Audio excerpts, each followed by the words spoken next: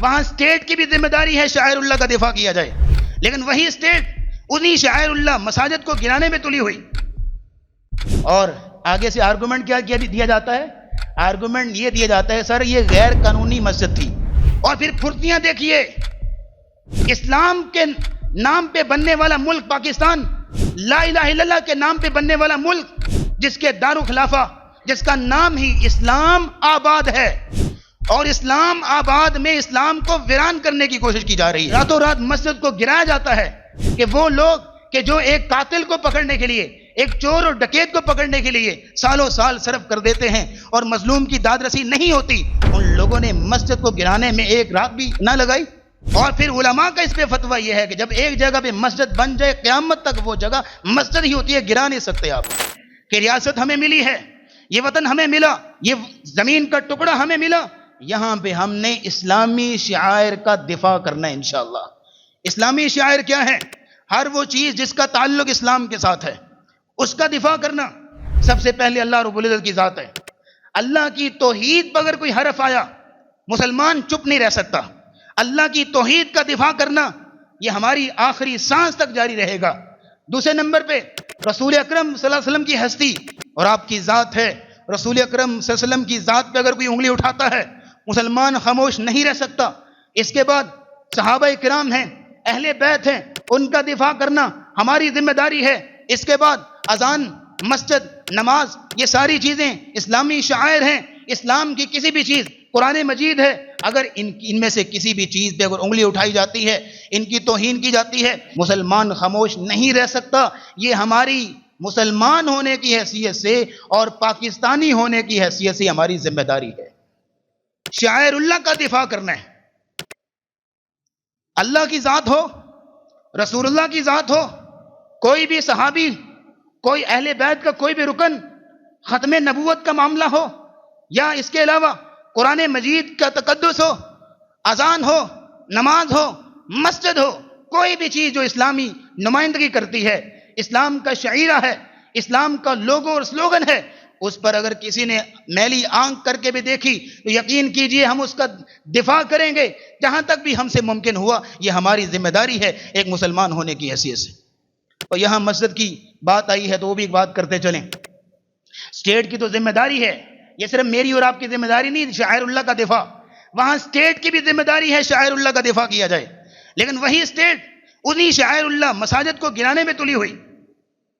اور آگے سے آرگومنٹ کیا دیا جاتا ہے؟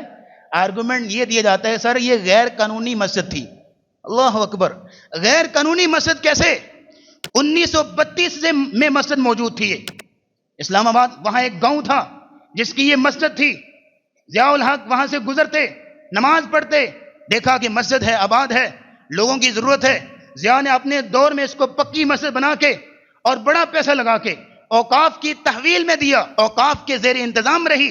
وہاں کا خطیب اوقاف کی طرف سے مقرر کیا ہوا تھا، خطیب کی تنخواہ بھی اوقاف دیتا تھا، یہ ساری چیزیں اوقاف کے انڈر ہو رہی تھیں۔ یہ راتوں رات غیر قانونی کیسے ہو گئی؟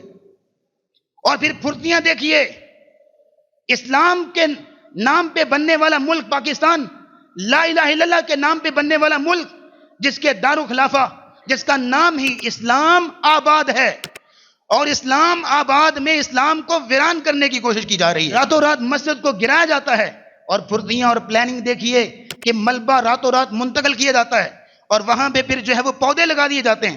صبح دیکھا لوگوں نے یہ کیا ہوا اچانک سے کہ وہ لوگ کہ جو ایک قاتل کو پکڑنے کے لیے، ایک چور اور ڈکیت کو پکڑنے کے لیے سالوں سال صرف کر دیتے ہیں اور مظلوم کی داد رسی نہیں ہوتی، ان لوگوں نے مسجد کو گرانے میں ایک رات بھی نہ لگائی اور مسجد کو گرا دیا۔ یاد رکھیے گا، نبی کریم صلی اللہ علیہ وسلم نے ریاست مدینہ بنائی ہے تو آپ نے مساجد کو آباد کیا ہے، ویران نہیں کیا۔ آپ اسلام نے مدینہ ہجرت کی ہے، قباء میں چند دن قیام کیا، وہاں سب سے پہلے مسجد بنائی۔ آپ مدینہ تشریف لائے ہیں اور آپ علیہ السلام نے اپنے حجرے بعد میں بنائے، پہلے مسجد بنائی۔ عارضی طور پر ابو ایوب انصاری کے گھر میں رہے، پھر پہلے مسجد بنائی، پھر جو ہے وہ بعد میں اپنے حجرے تعمیر کیے ہیں۔ اور آپ علیہ السلام نے مسجد کو آباد کرنے والوں، بنانے والوں کے لیے خوشخبریاں سنائی، اور قرآن نے کہا وَمَنْ أَظْلَمُ مِمَّنْ مَنَعَ مَسَاجِدَ اللَّهِ أَن يُذْكَرَ فِيهَا اسْمُهُ وَسَعَىٰ فِي خَرَابِهَا۔ اس بندے سے بڑھ کے ظالم کون ہے کہ جو اللہ کی مسجدوں سے روکتا ہے اور ان کی ویرانی کا باعث بنتا ہے. لہم فی الدنیا خزی ولہم فی الآخرۃ عذاب عظیم. ایسے لوگوں کے لیے دنیا میں رسوائی ہے اور آخرت میں بڑا عذاب اللہ نے تیار کر رکھا ہے. تم جتنے مرضی آرگومنٹ دو، جب مسجد ایک جگہ پہ بن جائے تو پاکستان بننے سے پہلے بنی ہوئی ہے. اور پھر علماء کا اس پہ فتویٰ یہ ہے کہ جب ایک جگہ پہ مسجد بن جائے قیامت تک وہ جگہ مسجد ہی ہوتی ہے، گرا نہیں سکتے آپ. اس لیے دفاع شعائر اللہ یہ ہماری قومی، ہماری دینی، ہماری آئینی جنگ ہے، اور ان کا دفاع کرنا ہمارا جو آئینی حق ہے، اسلامی حق ہے، اور ہمارا قومی حق